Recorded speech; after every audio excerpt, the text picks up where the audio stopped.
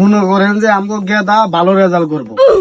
ওর sir বাইতে আইছিল, ওর sir কইলো যে ওর যে মেধা কঠিন পাস করব। আমি মনে করেন যে সয় সম্পত্তি করিনি, পোলাই বানাইছি। আল্লাহর কাছে নিয়ত আছে ডাক্তার বানামু।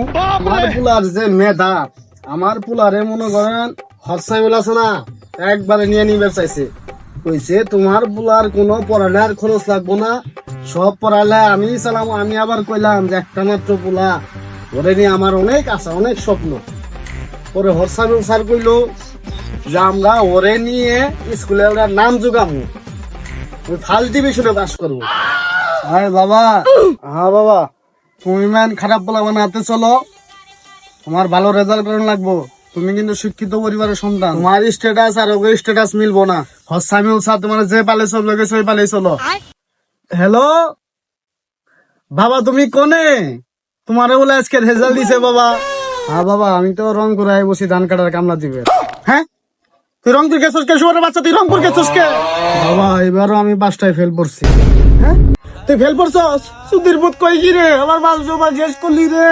সুধীর বুত তুই কইলি কি রে? আহারে শালারে কইছিলাম পরীক্ষায় পাস কর, শালা পরীক্ষায় পাস করলো না রে। আমার মান সম্মান শেষ, মান সম্মান শেষ।